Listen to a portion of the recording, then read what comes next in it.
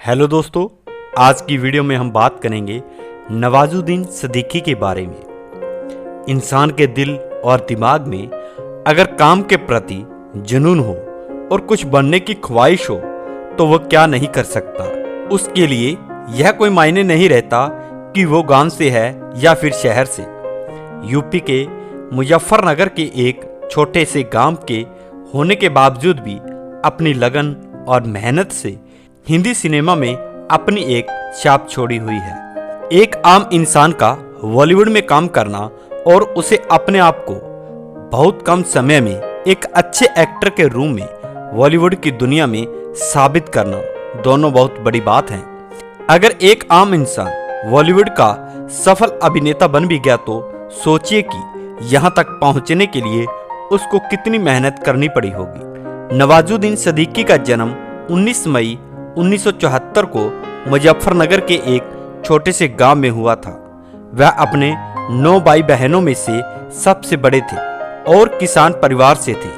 उनका बचपन मुजफ्फरनगर की गलियों में गुजरा था और यहीं से ही उन्होंने अपनी बुनियादी शिक्षा प्राप्त की। फिर आगे की पढ़ाई के लिए वह हरिद्वार गए और वहां से नवाजुद्दीन सिद्दीकी ने गुरुकुल कांगरी विश्वविद्यालय से बैचलर ऑफ साइंस में केमिस्ट्री की डिग्री प्राप्त की। अपनी स्टडी पूरी करने के बाद वह छोटी मोटी नौकरी करने लगे, लेकिन नौकरी में मन न लगने की वजह से वह कुछ ही समय में दिल्ली आ गए। नवाजुद्दीन सिद्दीकी का दिल्ली आने का मकसद केवल एक्टर बनना था और उन्होंने साक्षी थिएटर ग्रुप को ज्वाइन किया और वहीं से एक्टिंग सीखने लगे। इसी थिएटर में नवाजुद्दीन की मुलाकात मनोज वाजपेयी और सौरभ शुक्ला से हुई।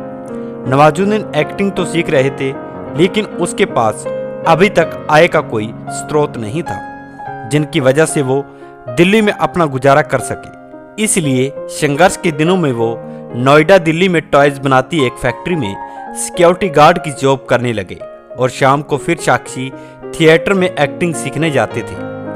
कुछ समय बाद नवाजुद्दीन सिद्दीकी ने नेशनल स्कूल ऑफ ड्रामा को ज्वाइन किया और 1996 में जहां से पास आउट होने के बाद वह एक्टर बनने के लिए सन 2000 में मुंबई आ गए।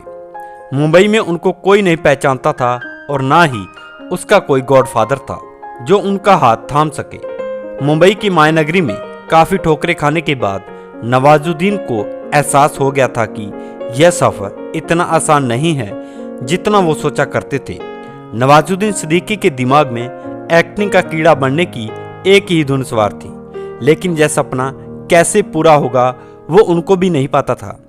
उन्होंने इसके लिए हार नहीं मानी और जहां भी फिल्म्स के लिए इंटरव्यू होते थे वह सिद्दीकी वहीं पहुंच जाते थे, लेकिन हर बार उनको रद्द कर दिया जाता था।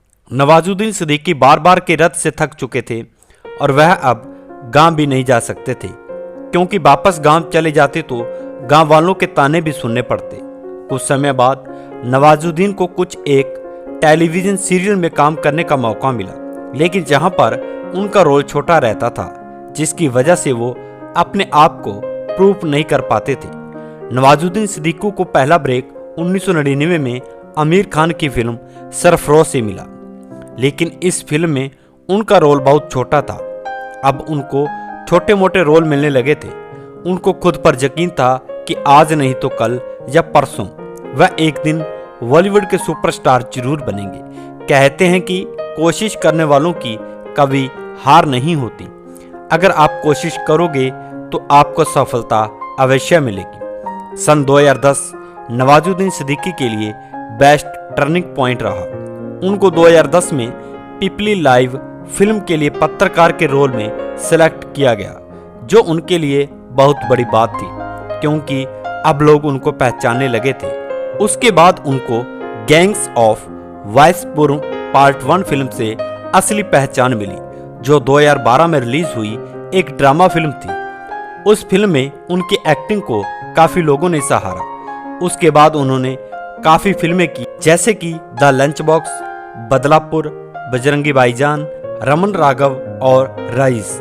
आज बॉलीवुड से लेकर हॉलीवुड तक उनके काम की प्रशंसा की जाती है। दोस्तों, अगर आप भी अपनी कैरियर लाइफ में लगातार फेल होते हो तो आपको नवाजुद्दीन सिद्दीकी से ज़रूर सीखना चाहिए। तो दोस्तों, ये थी नवाजुद्दीन सिद्दीकी की बायोग्राफी।